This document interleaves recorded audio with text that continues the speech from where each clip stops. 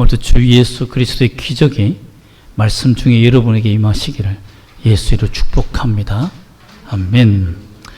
여러분, 내가 알고 있는 지식과 그 내가 알고 있는 확신이 틀렸을 때 우리는 참 당황합니다. 여러분들은 뭐 가수들이나 또 여러 가지 뭐 운동을 하시는 분 보면 복식 호흡을 해야 된다는 걸 들었죠. 복식 호흡을 어떻게 하는 겁니까? 배를 쭉 내밀면 됩니까? 여러분, 우리는 횡격막이 있어서 숨이 배 밑으로 못 내려갑니다. 근데 사람들은 숨이 배 밑으로 내려간다라고 착각하고 하는데 그건 상상이지, 의학적으로는요, 폐가 횡격막에 딱 가로막혀 있습니다. 그러면 어떻게 하면 복식 호흡을 하는 것처럼 가수들이 막 소리를 쫙 낼 수 있을까요? 횡격막을 위로 올리면 됩니다. 그래서 배에다가 힘을 주면 되는 겁니다. 그런데 어떻게 힘을 주느냐? 우리가 숨이 빠지면 어떻게 되죠? 가슴이 이렇게 모아지잖아요. 그런데 가슴을 펴고 배에 힘을 주면 복식 호흡이 됩니다. 아주 간단하죠. 뭐 단전 뭐 배꼽 몇 센치 밑에 거기 힘을 다가 뻥입니다. 안 됩니다. 근데 다른 방법이 있습니다. 제가 찬양에 은사를 받았을 때, 저 하나님이 내 몫을 튀게 줬을 때, 고음이 올라가지 않을 때 저는 배를 내밀어서 음을 터득한 게 아닙니다. 저는 숨이 고프니까 배를 집어넣었어요. 가슴을 펴라니까 가슴을 핀 거예요. 그런데 이태리에서 유혹한 사람이 저한테 하는 말이 그 어디서 배웠냐고. 이거 비밀인데. 배를 내밀어도 여러분 되지만 배를 집어넣어도 어깨만 펴면 횡격막이 올라가게 되어 있습니다. 그러면 복식 호흡이 되는 거예요. 너무 쉽지 않습니까? 그리고 또 한 가지 비밀이 뭐냐면 우리는 츠, 크, 트, 흐 발음은 고음은 그냥 입만 벌리면 나오게 됐습니다. 근데 고음에 우리가 주라는 그 말을 주라고 너무 세게 부르니까 소리가 안 나는 거예요. 근데 주를 추로 바꾸면 고음이 올라갑니다. 배 힘을 당기고 추 이러면 올라갑니다. 신기하죠? 그건 나중에 제가 배웠는데요.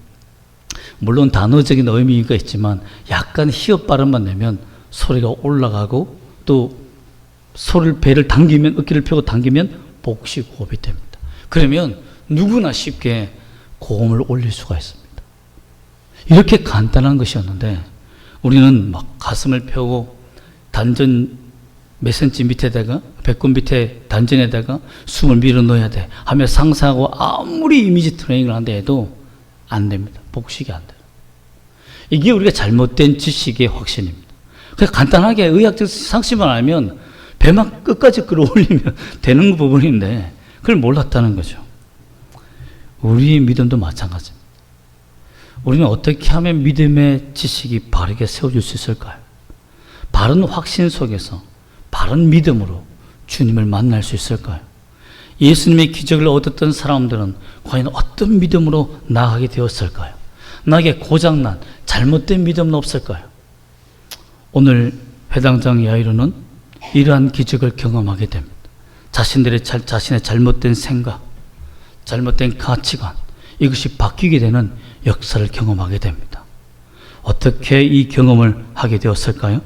오늘 기적은 자신의 생명보다 귀한 딸이 죽음에서 돌아오는 기적을 얻게 됩니다. 참 그의 딸이 살아날 수 있다는 것, 그 의미는 무엇일까요? 회당장에게는 어떻게 예수님께 나오게 되었고 그 의미는 무엇일까요?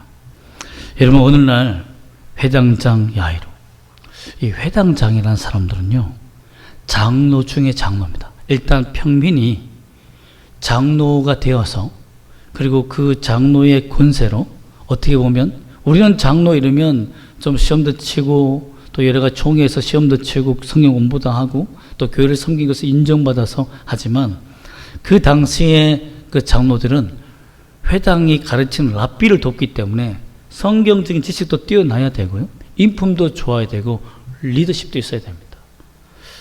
거기에서 표를 투표해서 야, 이 사람은 회당장이 되면 좋겠다라고 회당장이 돼요.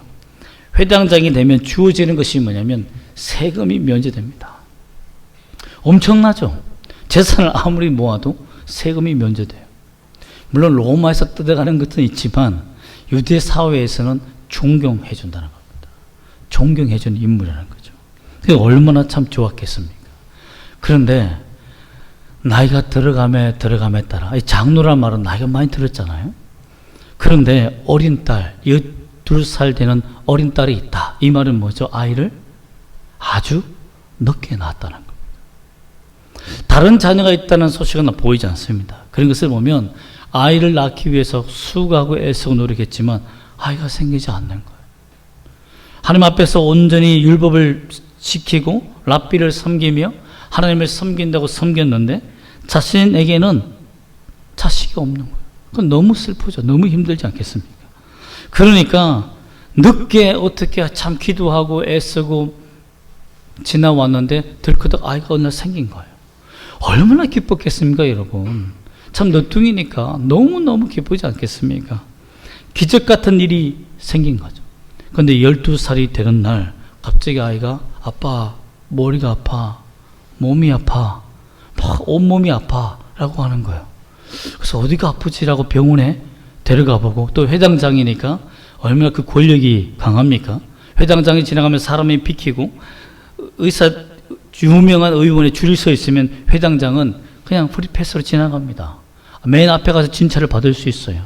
그 딸을 데리고 진찰을 하고 진찰을 했는데 아이가 낫지 않는 겁니다. 근데 어느 날 이 의사가 이제는 고칠 수 없습니다.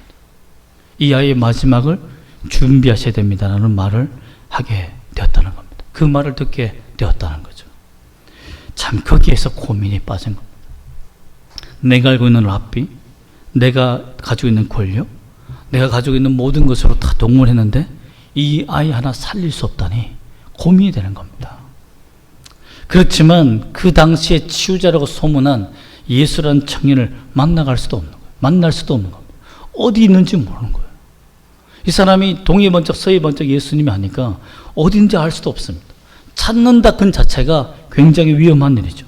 왜냐하면 예수님을 만나러 간다, 내가 예수님을 찾겠다라는 공고문을 내거나 아니면 내가 찾으러 간다는 것은 회당장의 역할이 뭐냐면 이단을 공포하고, 누가 이단인지 공포하며 이 잘못된 교를 따르지 말라고 가르치는 사람이에요. 그 당시는 예수님이 이단처럼 여겨졌어요. 신성모독하는 자로 여겨졌기 때문에 그렇게 예수가 잘못된 사람이라고 자신의 입으로 가르친 사람이란 말이에요. 공고한 사람입니다. 그런데 자기가 그 이단인 예수를 만나러 간다? 여러분, 그것은 굉장히 위험하죠. 또한 당시 고위 관직들에게는 아직 평민들에게는 아직 명령이 내려오지 않았지만 그 당시의 명령이 뭡니까? 고위 관직에 있는 자들은 예수를 따르면 출교다. 출교다. 그럼 자신이 가지고 있는 사회보장제도 다 내려놓아야 돼요. 어떻게 그 모든 것을 내려놓을 수 있겠습니까? 예수님 때문에 여러분이 직업 포기할 수 있습니까? 예수님 때문에 여러분이 잘 나가는 그 모든 권세, 권력 내려놓을 수 있습니까? 예수님 때문에 자신의 정말 중요한 이 직업 아니면 지식 내려놓을 수 있어요? 못 내려놓죠. 그리고 예수님이 의사입니까? 예수는 목수입니다. 전문가가 아니에요. 전문가가 아닌 예수를 자기 집에 데리고 오면 그 회당장 야이로의 아내가 뭐라고 하겠습니까? 잘한다 회당장 이렇게 하겠습니까? 그렇지 않죠. 정말 우리 딸을 살릴 수 있겠구나 이렇게 생각하겠습니까? 전혀 그렇지 않다는 겁니다. 반대하는 사람이 너무 많겠죠. 당신이 포기해야 되는 일이 너무 많다는 겁니다.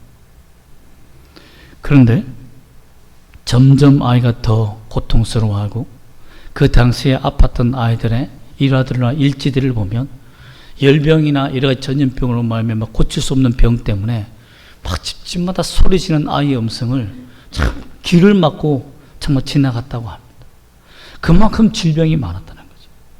아이가 아빠 살려달라고, 아빠 살려달라고, 나 좀 살려달라고 소리 지르면 여러분 가슴이 찢어지지 않겠습니까? 참 현민이가 예전에 코로나 처음 걸렸을 때요, 막 열이 펄펄 끓는 거야. 이러다 죽겠다면서. 아빠 이래서 죽을 것 같아요. 근데 아빠 이렇게 죽을 것 같아라는 그 말을 듣는 순간 심장이 덜크덕 내리더라고요. 그때 저도 코로나 같이 걸려가지고 이러고 있는데 하나는 죽겠다고 하니까 내가 아프다는 소리를 못 하겠더라고요. 그게 부모예요. 그런데 가슴 속으로는요, 너무 무서운 거예요. 덜커덩 하더라고요. 자기도 그랬대요. 와, 이 코로나에는 이 병이 내 죽을 수도 있겠다 할 만큼 무서움을 느꼈다고 합니다. 여러분, 참, 이 병이라는 것이요. 부모라는 것이 그렇습니다. 다른 사람이 죽는다 이러면, 아이, 뭐, 일어나, 약 먹고 나 이럴 수 있는데, 자기 자식이 아프다 이러면, 괜히 겁이 납니다. 괜히 흔들려요. 그렇지 않겠습니까? 여러분, 그 아빠 살려달라는 그 말에 모든 것이 다 녹아버리는 거죠. 정말 예수란 청년이 선지자가 맞는가? 정말 치유자인가? 메시아가 맞는가? 참 고민을 하게 되겠죠. 참 저는요, 이 회당장이 예수님을 만나기 위해서 결정하는 그 순간을 보면 그 마음을 이해할 듯 합니다. 제가 예전에 뇌전증에 걸렸던 우리 친척도 있지만 뇌전증에 걸렸던 부모들이 경찰에 체포돼 가는 그 모습을 엄마들이 체포되었다는 그 말을 듣고 가슴이 아팠습니다. 그 이유가 뭐냐면 뇌전증에 좋은 약이 대마라고 합니다. 대마는 우리 불법적인 마약 아닙니까? 그러니까 그 대마를 구하기 위해서 한국에서는 구할 수 없으니까 대마를 구하기 위해서 다크웹, 그 우리 인터넷이 있고요. 그 다음에 또 웹이 하나 더 있는데 그 밑에 저 저변에 정말 마약이 오고 가는 그 비밀스러운 인터넷이 있습니다.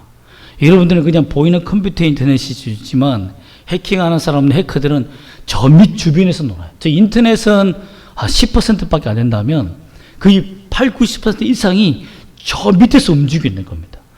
거기에서 엄마들이요, 컴퓨터의 지식도 모르지만 자신들이 배워가지고 해커한테 돈을 주고 배워서 거기에서 거래를 해서 대마를 구해 아이에게 먹여서 치료했다는 겁니다. 근데 그게 들킨 거예요. 여기에 참 제가 돌을 던질 수가 없었습니다. 야, 자식을 살리기 위해서는 무슨 짓이라도 할 수 있는 것이 부모구나. 여러분, 그렇습니다. 그렇지 않겠습니까? 근데 이 회당장 야이로에게도 그런 일이 일어났다는 것입니다. 아이가 막 죽어가는 거예요. 열이 펄펄 끓고 이제는 숨을 제대로 쉴 수 없을 만큼 아이가 숨이 거칠어지는 거죠. 이러니까 부모가 미쳐버리는 겁니다. 그런데 그때 어떻게 나오게 됐냐? 21절에 보면 그때 때마침 예수님께서 그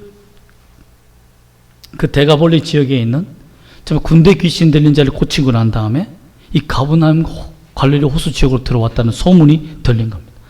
사람들이 예수님이 왔다는 소문에요, 와, 예수님이다 하며 뭐 길거리 아이고 뭐 다 나오는 겁니다.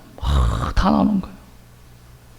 여러분, 제가 메시의 드라마를 그 다큐멘터리를 본 적이 있는데요. 메시가 막 우승하고 고향에 돌아오니까요, 프랑스를 이기고 아르헨티나가 돌아오니까 길거리 사람인지 개미든지 모르게 그 집 앞에 쫙 깔려 있더라고요. 여러분, 와, 거기에 막 사람들이, 그 경비원들이, 그 가드들이 메시를 지키려고 하는 그 모습을 봤는데 예수님이 지금 그런 상황에 있는 겁니다. 예수님이다!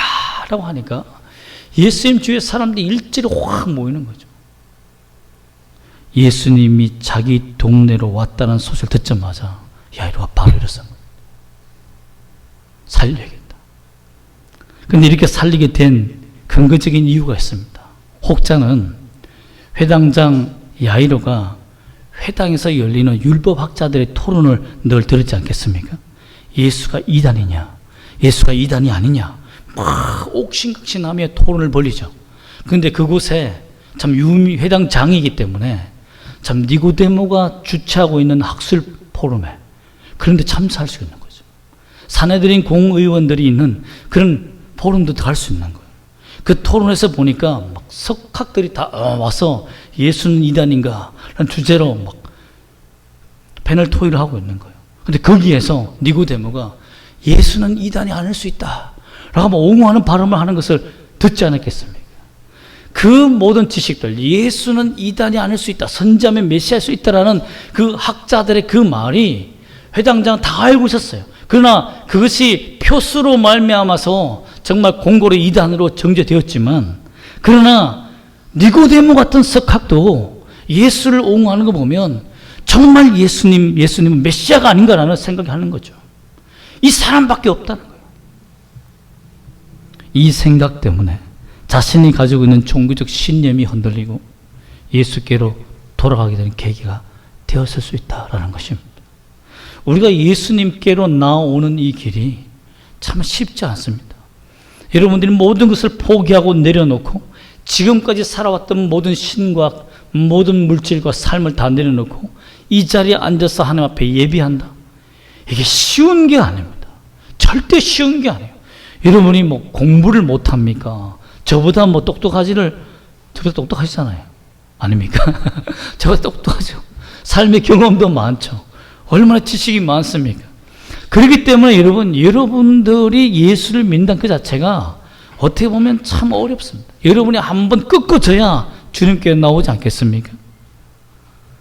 야이로는 자기 딸의 죽음 때문에 예수님께로 나오는 계기가 되었다라는 것입니다. 그런데 22절 읽어볼까요? 어떻게 나오게 될까요? 마가복음 5장 22절입니다. 시작. 회당장 중에 하나인 야이로라 하는 이가 와서 예수를 보고 발 아래 엎드려라고 됐습니다. 여러분, 수많은 사람들이 미는데 회당장 야이로가 나타났다라고 하니까 홍수같이 길이 쫙 열리는 거예요. 그만큼 회당장 권력이 많습니다. 여러분, 지난주에 봤지만 혈류증 여인은 그 비집고 들어가서 목숨 걸고 만져야 되는데 회당장은 나타나니까 예수의 발 앞까지 문이 확 열리는 겁니다. 그만큼 권력이 있는 사람이에요. 근데 자신의 권력을 어디에 썼습니까? 예수의 발 앞에 엎드리는 데 사용했다는 겁니다. 자신의 그 권력, 힘, 이것을 아이를 치료하는 데 썼지만 아무 소용이 없으니까 그 권력과 힘을 예수 앞에 나아가는 데 씁니다. 그리고는 예수를 보자마자 그 자리에 엎드리고 맙니다. 여러분, 예수님 앞에 무너진 거예요. 내가 잘못했습니다. 내가 어리석었습니다. 살려달라는 거죠. 그리고 23절 한번 다시 읽어보겠습니다. 시작. 간곡히 구하여 이르되 내 어린 딸이 죽게 되었사오니 오셔서 그 위에 손을 얹으사 그로 구원을 받아 살게 하소서 하거늘. 야이로의 간구는 뭡니까? 주님이 내 딸 위에 몸에 손을 얹으면 삽니다. 주님이라면 충분히 살릴 수 있습니다는 믿음으로 간구합니다. 간절히 간곡히 요청합니다. 자신이 이단이라고 공고한 사람을 이제는 믿고 따르는 겁니다. 이 말은 뭐냐면 다 내려놓았다는 거예요. 이 권력, 회당장 다 필요 없습니다. 내 딸만 살릴 수 있다면 내가 당신 따를 수 있습니다. 그때 24절 말씀 읽어보겠습니다. 시작. 이에 그와 함께 가실새 큰 무리가 따라가며 애워싸 밀더라. 예수님이 함께 가주셨다는 것입니다. 그의 절망이 무엇이고 그의 딸을 고치러 동행하시는데 주님께서 가주신 거예요. 수많은 사람들이 애워싸며 또 야이로의 딸을 살리실 그 하나님을 보기 위해서 갑니다. 그런데 이번 기적은 완전히 다릅니다. 성경 어디에도 이런 기적과 믿음의 제한이 나타나는 것은 드뭅니다. 주님께서 이 길을 가실 때에 주님이 갑자기 멈춰섭니다. 그죠? 우리가 지난주에 봤지만 갑자기 멈춰서요. 바빠 죽겠는데 지금 아이가 좀 숨이 꼴딱꼴딱 넘어가고 있는데 이제 곧 죽을 판인데 예수가 갑자기 섭니다. 그리고는 누가 내 옷을 만졌느냐 라고 합니다. 어떤 사람은 사이코패스처럼 보일지도 몰라요. 이렇게 밀고 있는데 그리고는 그 여인을 찾습니다. 혈류증 여인을 찾아서 간증을 들어요. 여러분, 여성들이 얼마나 말을 잘합니까? 많다라기보다는 잘하지 않습니까? 그러니 그 간증 집회가 그 자리에서 벌어진 거죠. 여러분, 회당장 마음은 남의 간증 듣기 지금 못 들어요. 여러분 생각해, 내 코가 석자인데 남의 간증이 귀에 들어옵니까? 미치는 거죠. 완전. 그러나 주님이 주고 싶은 것은 뭐냐면 믿으면 낫는다. 내가 믿으면 고침받는 그 믿음을 주려고 한 것이죠. 주님은 더 큰 계획이 있었습니다. 이 야이로에게 주고자 한 더 큰 계획이 무엇입니까? 바로 죽었다라는 소식입니다. 참 사람들도 잔인하게요. 예수님이 말을 한참 하고 있을 때에 35절에 보면 예수께서 지금 말씀을 하고 있어요. 하고 있는데 참 너 딸 귀하다 내 딸아 내 병에서 자유할지어다 하며 건강할지어다 하며 그 혈루증 여인의 간증을 듣고 막 기뻐하며 이제 그 말하고 있는 도중에 찬물을 확 끼얹어버려요. 믿음으로 사람들이 막 뜨거워지는 그 순간에 찬물을 확 끊는 사람이 옵니다. 그 야이로 회당장의 종들이 와서 죽었습니다 라는 거예요. 딸이 죽었습니다 라는 겁니다.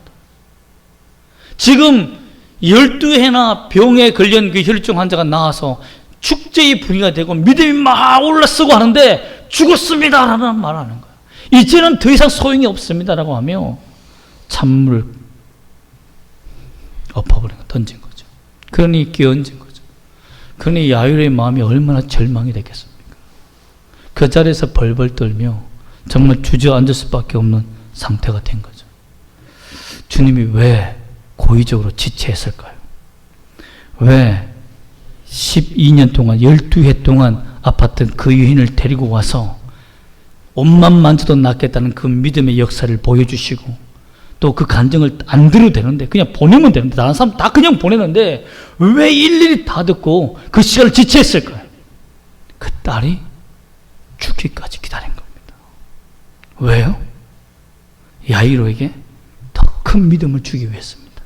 야이로는 예수님이 와서 그 몸에 그 딸의 몸에 살아있을 때 몸에 손대면 낫는다는 믿음뿐이었습니다. 그게 한계였어요.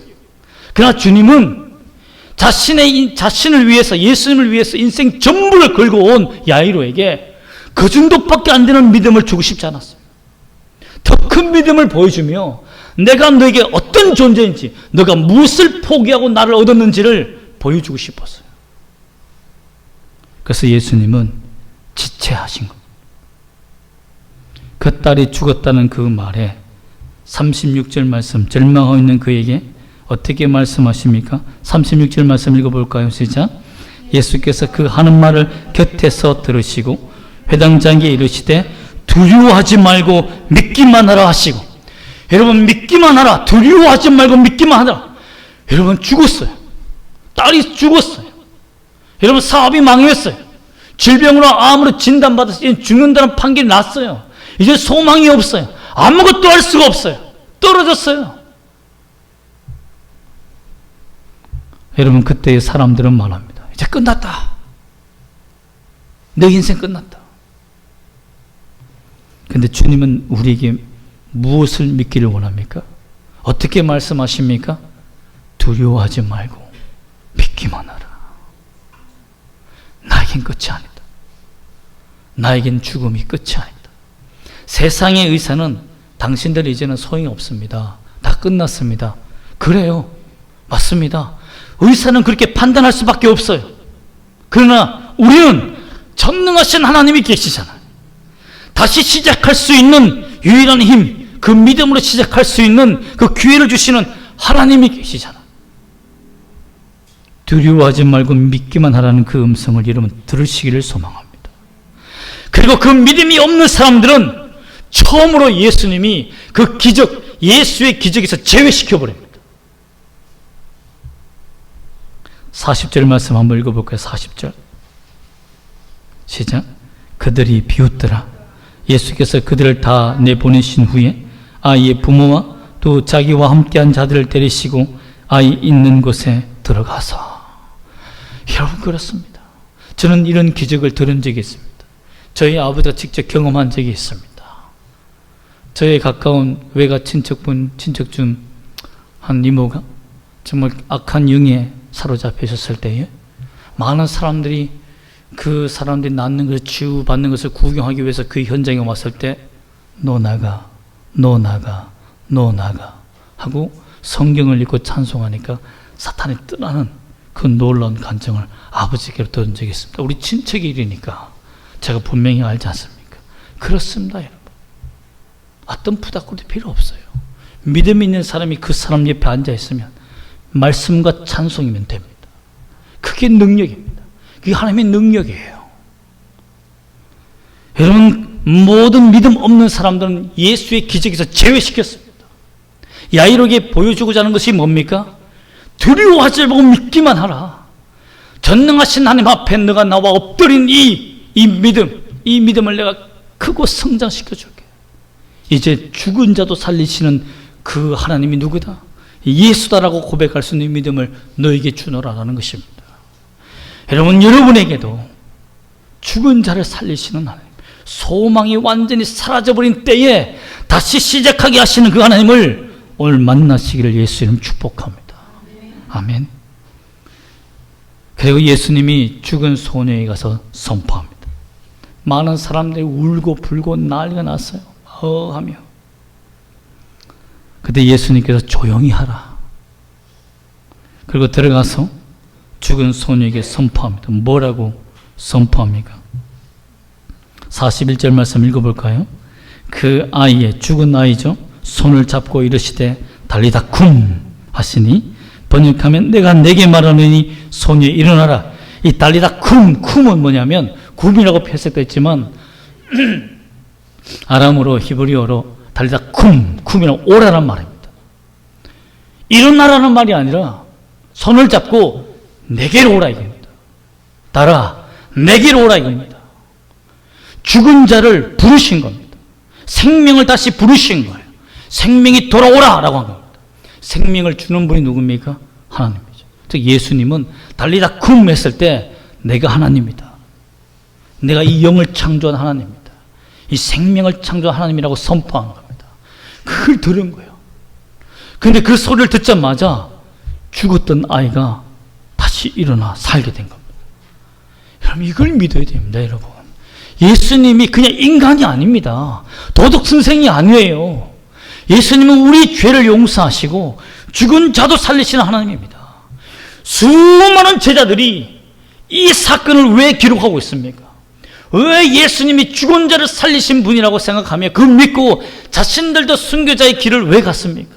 베드로는 왜 그 꼴로 십자가에 못 박힐 만큼 자신의 생명을 내던집니까?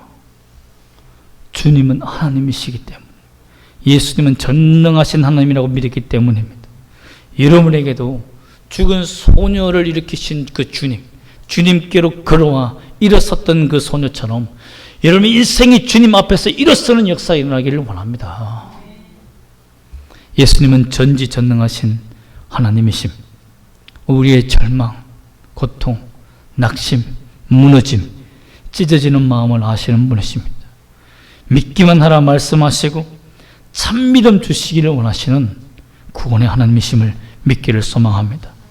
여러분, 예수님을 만난 야이로는 만나기 전과 만난 후가 어떻게 바뀌었습니까? 죽은 딸을 얻는 기쁨, 절망에서 행복으로 바뀌는 기쁨, 그리고 가감히 회당장직을 던지는 결단, 이 믿음의 의지를 얻었습니다. 여러분, 주님을 만나면 죄악을 던져버립니다. 죄악된 삶을 버리게 되어 있습니다. 내 욕심 버리게 되어 있습니다. 내려놓게 되어 있습니다. 회당장 그만둬도 돼. 주님만 믿으면 되니까. 주님이 나의 주라는 것을 발견하면 되니까. 주님이 내 길을 인도하시니까 이 믿음이 생긴다는 것입니다. 따라합시다. 믿음은 성장해야 합니다. 여러분, 물은 고이면 썩고 지식은 멈추면 고지식해지고 고집이 됩니다. 제가 참 미국에서 공부할 때 참 교수님께 배운 그 태도가 굉장히 놀라운데요. 우리 목사님들이, 우리 한국 사람 질문을 많잖아요. 질문 잘하지 않는데 가끔 질문하는데 영어로 된 책이니까 저 뒷장까지 안 보고 대충 보고 아, 이거 질문해야 되겠다라고 이렇게 멋있게 영어를 준비해서 질문했어요. 왜 이 이론이 한국에는 적용이 안 됩니까? 라고 물었는데 사실 그 다음 페이지에 왜 적용이 안 되는지 답이 나와 있습니다. 그럼 우리 한국 교수님 같으면 몇 페이지 펴보세요. 책 안 읽었죠? 라고 이렇게 핀찬을 줬을 겁니다. 그리고 옆에 있는 아이들이 쓸데없는 질문을 하고 있어 라고 당겼을 거예요. 그런데 미국 교수님 그렇지 않았어요. 지금 현재 한국 상황이 어떻습니까? 그러면서 정확하게 그 토론을 하고 그 수업을 이끄는 걸 보았습니다. 마치고 난 다음에 저희들이 너무 창피해서 교수님 다 알고 있는데 참 죄송합니다만 어떻게 해서 그렇게 현재 상황을 물었느냐라고 하니까 내가 쓴 책은 5년 전에 쓴 논문입니다. 5년 전의 지식이 지금 현재 지식과 같겠습니까? 오히려 이 학생의 질문이 아니었으면 다시 생각해 볼 기회가 없지 않겠습니까? 현재 상황이 중요한 거죠. 여러분 참 그 모습을 보고요. 지식이 고이지 않는 사람의 특징이 뭐냐면 참 겸손하다는 거예요. 다른 사람의 지식과 질문에 열려 있다는 겁니다. 어떤 엉뚱한 질문을 해도 그 질문을 아주 고급스럽게 바꿔줄 수 있는 능력이 있다는 것이죠.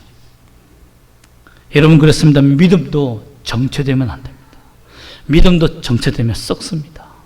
고지식이시고 내 경험감, 내 믿음만이 전부라고 착각에 빠지기 쉽습니다. 주님은 성장하기를 원하십니다. 손만 대면 낫는다는 믿음에서 이제는 죽은 자도 살리시는 하나님을 만나시기를 소망합니다. 이것이 믿음입니다. 성경은요, 우리가 어디까지 장성해야 되느냐? 에베소서 4장 13절에 보면 그리스도의 장성한 분량이 충만한 때까지 이르리니 우리가 하나님의 아들을 믿는 것과 아는 일에 하나가 되어 온전한 사람을 이루어 그 일을 언제까지 하느냐? 그리스도의 장성한 분량까지 하라고 되어 있습니다. 나는 요만큼만 하면 돼. 기본 훈련만 하면 돼. 나는 오늘 설교만 들으면 돼. 아닙니다. 하나님의 명령은, 하나님께서 원하시는 것은 우리가 예수 그리스도만큼 그 지식과 말씀과 믿음의 성장에 가기를 원하신다는 것을 믿으시기를 바랍니다. 그럼 우리가 어떻게 우리의 믿음을 성장시킬까요? 저는 야이로의 태도에서 살펴보고자 합니다. 주님 발 앞에 엎드렸습니다. 예수님 발 앞에 엎드리는 예배, 주님께 겸손히 주님을 주인으로 인정하는 것부터 시작하기를 소망합니다. 또한 간곡히 간청했다고 됐습니다. 간곡히 기도했다고 요청했다고 되었습니다. 간절함이 중요합니다. 여러분 위대한 기도는 멋있는 미사구가 아닙니다. 저는요 참 많은 사람 앞에서 기도할 때 보면 멋있는 좀 미사구를 하면 좋지 않을까? 근데 제게 하나님이 원하시는 것은 위대한 기도는 미사구가 아니라 간절합니다. 라고 저에게 주신 말씀이 있기 때문에 참 저는 그렇게 믿습니다. 간절한 기도는요 미사구가 아닙니다. 우리의 중심의 간절함입니다. 이게 하나님 앞에 위대한 기도가 되는 겁니다. 그리고 주님께서 말씀하신 것을 믿어야 됩니다. 두려워하지 말고 믿기만 하라. 어떤 문제가 우리에게 온다 한다 할지라도 내 하나님이 누구인지를 알고 하나님은 내게 뭐라고 말씀하실까요? 두려워 말고 믿기만 하라. 그리고 예수의 손을 잡으십시다. 주님이 우리 손 잡아주지 않습니까? 저는 이 장면이 너무 뜨겁습니다. 정말 죽었던 아이는 손을 내밀 수가 없어요. 근데 죄로 말미암아 죽었던 우리에게 주님이 선택하시 오셔서 너는 달리다 쿵 일어나 나를 믿으라라고 내게 믿음 주신 것 같은 장면이기 때문입니다. 주님은 오늘 우리를 부르십니다. 내 손을 잡아라. 믿고 가자. 그 손을 잡기를 원합니다. 그런데 여러분 여기에 사탄의 소리에 조심해야 됩니다. 혈증열이 나았습니다. 건강할지어다. 아닙니다. 죽었습니다. 소용이 없습니다. 하고 찬물을 끼얹는 그 사탄의 소리에 여러분 현혹되면 안 돼요. 지식 있고 논리 있는 자라고 해서 그 말이 다 맞는 건 아닙니다. 전능하신 하나님을 만나면 그 논리도 깨어지게 되어 있습니다. 주님의 말에 귀를 기울이며 우리의 믿음을 성장시키기를 원합니다. 여기 왜 우리의 믿음을 성장시켜야 되는지 첫 번째 명령을 보았지만 두 번째는 주님이 믿음의 분량대로 사용하기 때문입니다. 에베소서 4장 16절에 보면 그에게서 온몸이 각 마디를 통하여 도움을 받음으로 연결되고 결합되어 각 지체의 분량대로 역사하여 그 몸을 자라게 하며 사랑 안에서 스스로 세우느니라. 주님이 교회를 세울 때요 각 사람의 분량대로 키우십니다. 분량대로 성장시키세요.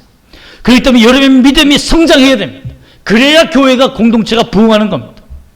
저 혼자서 키우는 게 아닙니다. 각 사람의 믿음의 분량대로 주께서 각 마디가 연결하여서 성장하는 겁니다. 저만 성장하면요 저는 어떻게 보면 입 아닙니까?